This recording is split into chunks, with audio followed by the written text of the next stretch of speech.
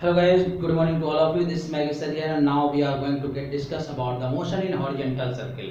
अब हम क्षैतिज वृत्त में गति के बारे में डिस्कस करने जा रहे हैं कि किस प्रकार से कोई वस्तु अगर क्षैतिज वृत्त में गति कर रही है और कैसे अगर कोई वस्तु या ट्रेन है रेल पथ की पटरियों पर जब गुजरती है मोड़ पर तो वो जो ट्रेन है रेल पथ की पटरियां हैं अंदर की ओर धसी हुई क्यों बनाई जाती हैं, ये रीजन इसमें डिस्कस करेंगे। तो सबसे पहला कारण कि रेल पथ की पटरियां मोड़ पर अंदर की ओर धसी हुई क्यों बनाई जाती हैं, तो ये इसलिए बनाई जाती हैं ताकि मोड़ पर उन्हें आवश्यक अभिकेंद्र बल या आवश्यक अभिकेंद्र त्वरण प्राप्त हो जाए और गाड़ी बिना गिरे हुए आसानी से निकल जाए।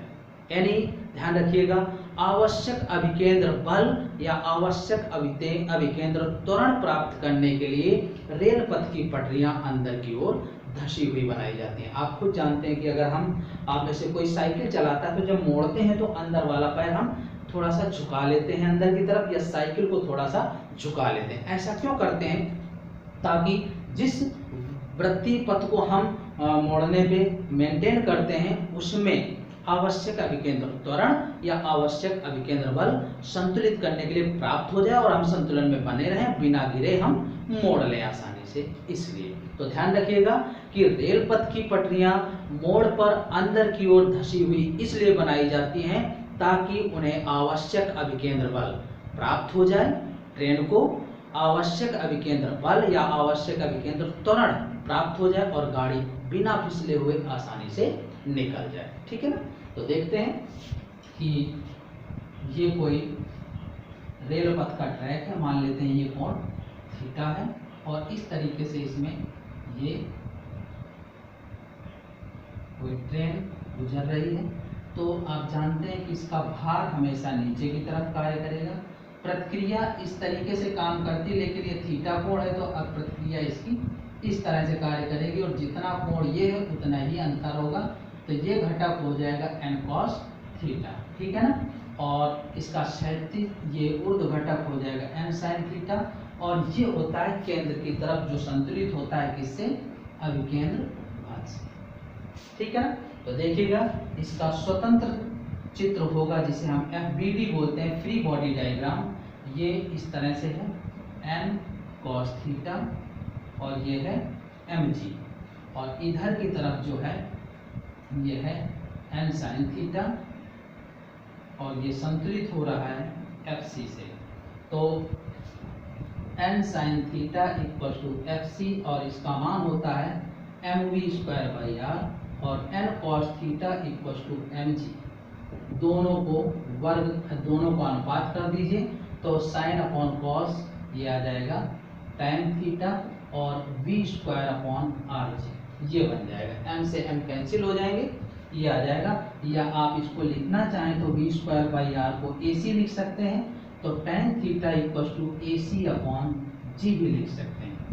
तो इस प्रकार से ये झुकाव का मान भी ज्ञात कर सकते हैं। आप ऐसे भी लिख सकते हैं theta equal to tan inverse v²/rg। तो ये कितना झुकाव होना चाहिए कि ट्रेन आसानी से निकल जाए या कोई भी वाहन है मोड़ पर बिना फिसले हुए आसानी से निकल जाए, तो उसके लिए झुकाव का मान इतना होना चाहिए। ठीक है? तो ये हुआ। अब देखते हैं कि जब कोई वस्तु क्षैतिज वृत्त में गति करती है तो किस प्रकार से करती है। तो ये है क्षैतिज वृत्त में गति। देखिएगा, जब किसी धागे से कोई पत्थर या टुकड़ा बांधकर हम क्षैतिज वृत्त में इस तरीके से घुमाते हैं तो ये कुछ ऐसे है कि ये कोई धागा था, मान लेते हैं कि यह लंबाई का और ये m द्रव्यमान का। इसको जब हम क्षैतिज वृत्त में घुमाएंगे तो ये इस तरीके का स्थिति प्राप्त होगी।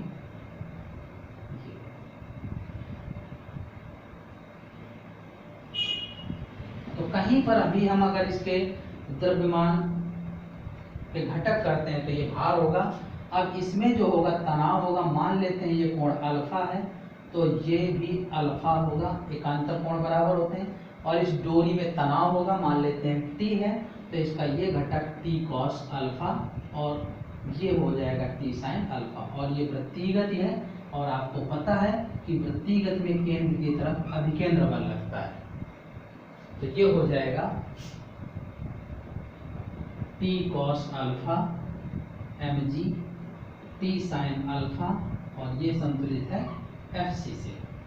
ठीक है, तो ये आ जाएगा T sine alpha equal to F C that is equal to M V square by R. मान लेते हैं कि ये कुछ वृत्ताकार पथ अर्जित करेगा और ये हो जाएगा T cos alpha equal to M G. अगर हम दोनों का अनुपात कर दें तो साइन अपॉन कॉस ये आ जाएगा tan alpha equal to B square upon R G. तो यहाँ पर भी ये ऊर्ध्व से कितना झुकाव है इसका मान आ जाएगा। अगर इसमें हम तनाव का मान भी ज्ञात करना है कि डोरी में कितना तनाव है, तो दोनों को वर्ग करके जोड़ दीजिए। तो T sine alpha whole square T cos alpha whole square, तो ये हो जाएगा M V square by R whole square plus M G square, ये आ जाएगा। तो देखिएगा ये आ जाएगा T square sine square alpha plus cos square alpha 1 equal to M V square by R whole square plus M G square. तो टी का मान आ जाएगा under root M V square by R whole square plus M G का whole square. तो इस तरीके से डोरी में कितना तनाव है इसका मान भी प्राप्त हो जाएगा।